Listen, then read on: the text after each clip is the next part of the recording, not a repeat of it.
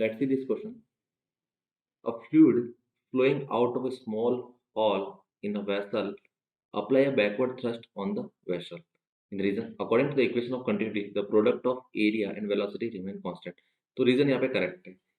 ये equation of continuity है। तो इक्वेशन ऑफ कंटिन्यूटी अकॉर्डिंग क्या होता है कि rate of flow of liquid is equal to area into velocity और वो हमेशा क्या रहता है कांस्टेंट।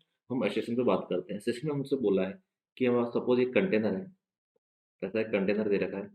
कंटेनर पे यदि हम कहीं हॉल करते हैं, जिसमें लिक्विड भरा हुआ है, तो इन्होंने ऐसा बोला है कि यदि कंटेनर पे कहीं हॉल है, तो वहाँ से जो लिक्विड पास करेगा, यहाँ से लिक्विड जो बाहर आएगा, उसकी वजह लिक्विड बाहर आने की स्टार्ट होने की वजह से वेसल पे थ्रस्ट फोर्स लगता है। ठीक है, देखते हैं हम। जैसे मान लिया कि हमारे पास कोई लिक्विड यहाँ से वी वेलोसिटी से बाहर आ रहा है, उसको V1 वेलोसिटी नाम देते हैं। V1 वेलोसिटी से बाहर आ रहा है। तो इस पूरे सिस्टम के ऊपर एक्सटर्नल फोर्स कितना है? F external is equal to कितना है?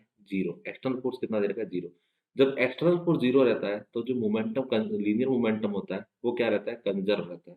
लीनियर मोमेंटम हमको P से डिनोट करते हैं, तो P जो रहता है, वो क्या रहता है? कांस्टेंट।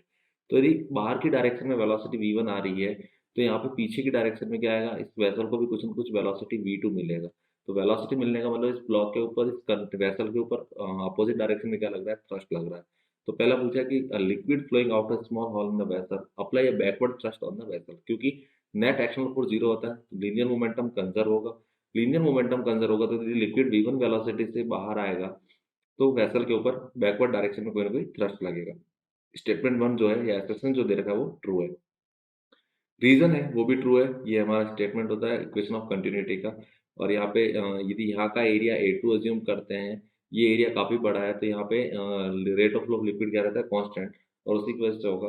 तो जो रीज़न है वो असर्शन को एक्सप्लेन कर रहा है। तो हम ऑप्शन चेक करते हैं। If both assertion and reason are true and the reason is the correct expression of assertion, ये सही है। if both assertion and reason are true but reason is not the correct expression, ये गलत हो जाएगा। if assertion is true but reason is false, ये तो वैसे ही गलत है। assertion and reason both are false, ये दोनों मतलब दोनों false है, नहीं दोनों स्टेटमेंट ट्रू दे रखे हैं। if assertion is false but reason is true, assertion भी ट्रू है। so final answer is A। Best of luck.